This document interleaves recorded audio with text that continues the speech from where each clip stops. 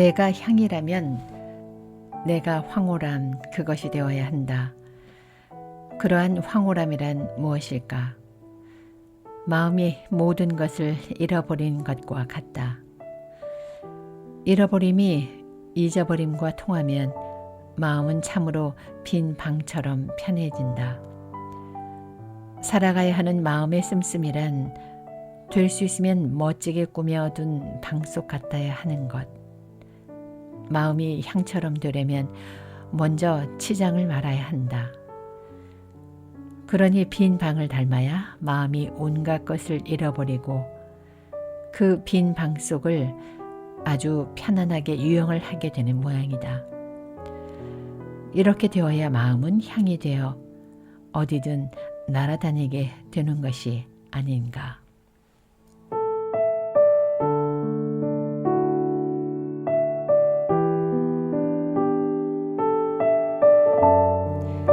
안녕하세요. 책 읽는 라디오 S입니다. 오늘은 향내 나는 책, 수필책 한 권을 소개합니다.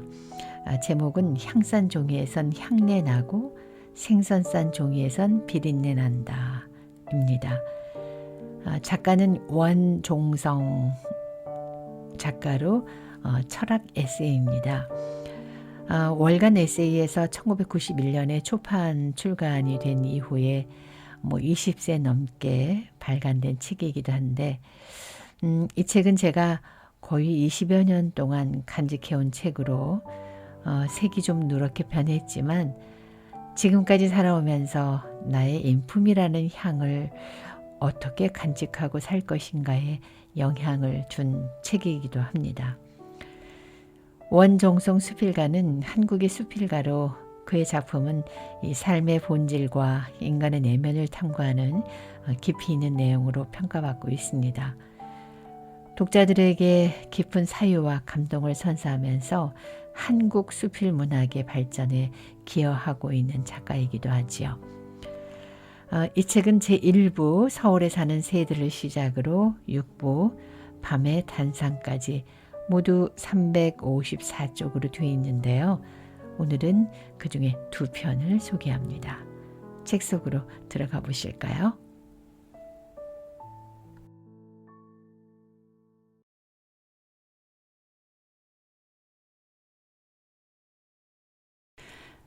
내가 향이라면 내가 나를 잃어버릴 때가 있다. 그러면 언제나 마음은 몸을 떠나서 마치 우주인이 유영을 하듯이 어디론가 둥둥 떠나간다. 이렇게 되면 마음이라는 것이 향을 닮아간다는 것을 새삼 발견하고 놀랄 뿐이다. 마음이 향처럼 되자면 몸은 타서 남은 채처럼 사그라져야 한다는 것도 경험해서 놀랄 뿐이다.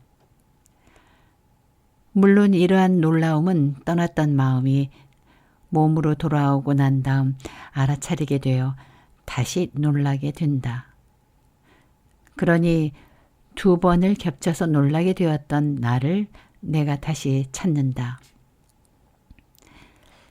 이처럼 내가 나를 잃었다가 다시 찾는 순간은 분명 황홀한 꿈같이 보인다.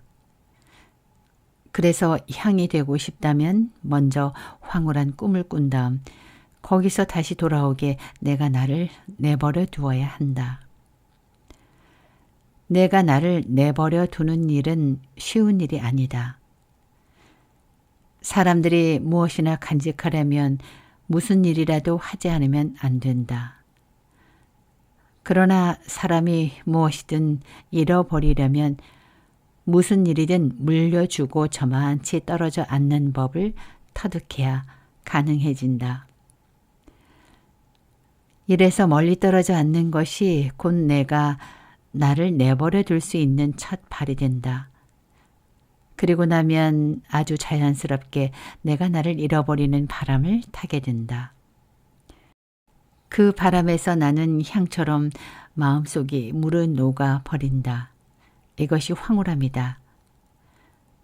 마음이 제 스스로 제가 겨워 느긋해져 황홀해질 때 마음이 마치 향인 것을 경험해 본다면 내가 나에게 행복을 팔 수도 있고 내가 나로부터 그것을 살 수도 있는 것이다.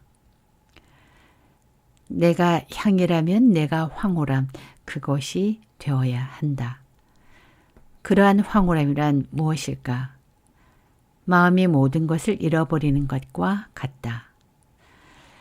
잃어버림이 잊어버림과 통하면 마음은 참으로 빈 방처럼 편해진다. 살아가야 하는 마음의 씀씀이란 될 수 있으면 멋지게 꾸며둔 방속 같은 것이다. 마음이 향처럼 되려면 먼저 치장을 말아야 한다. 그러니 빈 방을 닮아야 마음이 온갖 것을 잃어버리고 그 빈 방 속을 아주 편안히 유영을 하게 되는 모양이다. 이렇게 되어야 마음은 향이 되어 어디든 날아다니게 되는 것이 아닌가.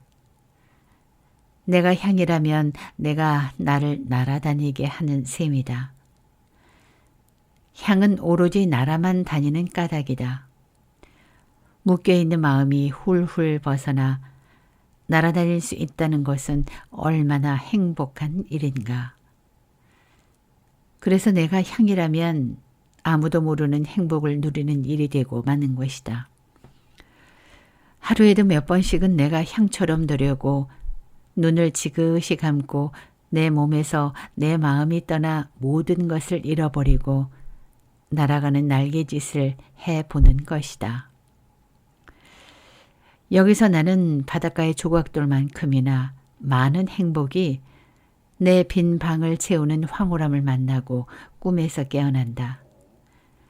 이것은 분명 몸을 편안히 쉬게 하는 사이에 얻어지는 놀라움이다. 그래서 내가 향이라면 오히려 마음은 멀리 여행을 하고 돌아와 맑게 탄 마음에서의 한 잔의 이슬차를 마시는 일과 같게 된다. 가장 귀한 향이란 것이 아무런 냄새가 없는 것임을 알아차리고 나는 세 번째 놀라는 것이다.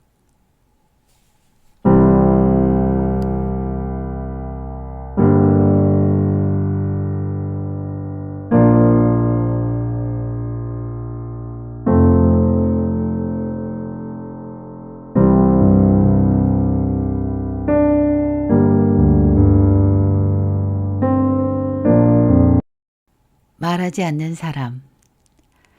사람이 속에다 무엇인가를 감추어 두고 입 밖에 내지 않는다는 것은 참으로 어렵다. 오죽하면 임금님의 귀는 당나귀 귀라고 밤 하늘에다 대고 외쳤어야 했다는 옛 말이 생겼을까. 이처럼 아는 것을 속에다 담아두는 일은 어려운 모양이다. 하지만 노자는 왜 아는 자는 말하지 않는다 이렇게 일러두었을까? 사람들은 참말을 좋아하고 거짓말을 싫어한다. 그래서 새치 혀가 무섭고 말이란 주워 담을 수 없어 거짓말로 드러나면 사람들의 눈총을 받게 된다. 그러나 참말인지 거짓말인지 저울로 달 수가 없는 경우가 허다하다. 이러한 연유로 세상을 다 속여도 내가 나를 못 속인다는 무서운 진실을 누구나 어길 수 없게 된다. 그러므로 내가 나에게 말하는 일이 제일 무서운 셈이다. 사람의 삶이 하나에 하나를 보태면 둘이고 둘에서 하나를 빼면 하나라는 산술처럼 펼쳐진다면 이 말은 참말, 저 말은 거짓말이라고 힘을 주지 않아도 될 일이다. 하지만 삶의 주변이 항상 시끄러운 꼴을 본다면 사람이 산다는 것은 얽히고 설킨 실구리 같다는 생각이 든다. 그래서 말을 듣기가 무섭고 하기도 무서워지는 모양이다. 사는 일을 두고 사람들이 말하게 되면 시끄러워진다. 그러나 삶을 달리 보는 비밀을 안다면 말은 적어지고 자연스럽게 자신의 속으로 파고들게 된다. 그러면 내 자신이 말을 주기도 하고 받기도 한다는 사실로 놀라고 만다. 자신이 말하고 자신이 듣는다. 아마도 이런 것을 두고 침묵이라고 한다는 것을 깨우치고 나면 가슴 속에 입이 있고 귀가 있다는 환상의 배가 마음속을 바다인 양 노를 젓게 된다. 아마도 침묵하라. 이것이 노자가 일러준 말씀이란 생각에 이르고 나면 지자 불어는 사람을 침묵하게 한다. 무엇인지 몰라서 말하지 않는 것은 사람을 답답하게 하고 알면서도 말을 못하면 조바심이 나고 알지만 말을 않는다면 힘이 든다고 한다. 이러한 사정들은 거의가 다 살아가면서 수시로 부딪히는 흔한 일이다. 그러나 삶을 달리 보는 비밀을 안다면 말하는 것이 오히려 번거롭고 침묵하는 일이 얼마나 편하고 안온한가를 가슴속에서 목격한다. 이는 마치 사랑을 못하는 사람이 사랑을 말하고 사랑하는 사람은 사랑을 말하지 않는 것과 비슷한 연락의 맛을 보게 된다. 아마도 그러한 맛이 침묵하라에 숨어있는 모양이다. 삶을 달리 보는 일은 수없이 많다. 보름달을 보고 이태백이 노는 달로 보면 그 달은 침묵하게 하지만 저 달에 우주인이 착륙했다고 하면 저 달은 말을 많이 하게 된다. 침묵하게 하는 달은 우리를 환상의 강물로 우리를 적시지만 말하게 하는 달은 우리를 피로하게 몰아간다. 정말로 무엇을 안다는 것이 지식일 때 우리는 마음을 편하게 할 수가 없다. 그래서 안다는 것이 지식이라면 말하지 않고서는 배겨내질 못한다. 아마도 사람들의 이러한 습성이 싫어서 안다면 말하지 마라. 그렇게 노자는 일렀었다. 저녁 서편 하늘에 타는 노를 보고 멍하니 서 있는 사람은 황혼을 아는 사람이다. 그러나 저 황혼을 보아라. 얼마나 아름답고 찬란하냐고 말하는 사람은 타는 저녁 노를 모르는 사람이다. 멍하니 서 있는 사람은 황혼이 들려주는 말을 가슴속에 담지만 말하는 사람은 담아두기는커녕 혀끝으로 뱉어버리고 빈 강정처럼 속이 비어 있는 까닭이다. 침묵은 속을 채워서 입을 멍하게 하고 혀를 쉬게 하는 모양이다. 아마도 노자는 이런 것이 좋아서 말하지 말아라. 그렇게 말했으리라. 진리가 어떻고 선악이 어떻다고 하는 쪽보다 아름다움을 탐하는 편이 삶을 달리 보는 길을 걷기가 쉬워진다. 그래서 예술이란 것이 있는 셈이다. 삶을 달리 보자면 아무래도 내가 내 속으로 들어가는 문을 열고 내 속 깊은 곳으로 들어가 걸어야 한다. 그러한 걸음을 걷게 하는 길은 예술밖에 없다는 생각이 드는 까닭이다. 사람이 그린 그림이나 사람이 짓는 시와 수필이나 사람이 부르고 듣는 음악만이 예술이 아니다. 사람을 황홀하게 하고 마음속을 편하게 하는 것이면 무엇이나 예술인 셈이다. 자연이 예술의 호주머니인 것을 누구나 아는 일이 아닌가. 그래서인지 자연을 사랑하는 사람은 산 앞에서 멍해지고 바닷가에서도 멍해지고 하늘에 둥둥 떠가는 구름을 멍하니 보는 것이다.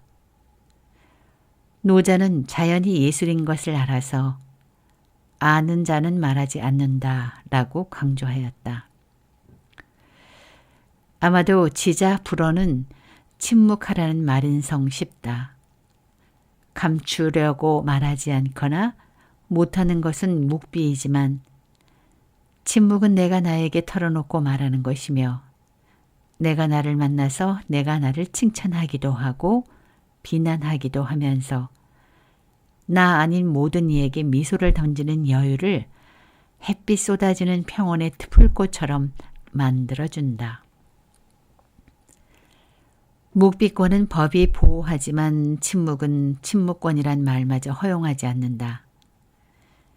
내가 나를 만나게 하여 주는 침묵에는 권리나 의무나 책임 따위가 모두 거추장스러운 코걸이 정도로밖에 생각되지 않는다. 무엇보다도 내가 나에게 말하는 침묵은 모두 훌훌 털어버리고 어느 스님의 말처럼 산은 산이요 물은 물이요를 담는다. 그래서 이러한 침묵이란 얼마나 자연스러운가. 정말로 침묵이란 삶을 달리 보게 하는 힘을 갖는다. 그러니 지자 불어는 내가 나를 만나러 가는 길인 셈이고 그 길은 아마도 침묵하라는 것이고 그 침묵은 정말로 사람의 가슴 속에 있는 자연이란 생각이 든다. 생각할수록 노자의 가슴 속에는 침묵의 길이 가장 넓게 트여 있었던 모양이다. 그렇지 않았더라면 어떻게 아는 자는 말하지 않는다라고 맨 먼저 말할 수 있었겠는가. 침묵하는 사람은 말하지 않는 사람이다. 그러나 속으로 한없이 말할 줄 아는 사람이다. 입에서 나오는 목소리가 귀에 들리는 것만이 말인 것은 아니다. 침묵하라, 이것이 말하라. 이것과 다름이 없다는 것을 아는 사람만이 진정 말하지 않는 사람이다. 그리고 그러한 사람은 내가 나를 만나서 내가 나에게 말을 거는 버릇 덕으로 멍청이 소리를 듣기 쉬운 사람이기도 하다. 그래서 말하지 않는 사람은 노자의 말씀을 새삼 묻지 않아도 저절로 안다.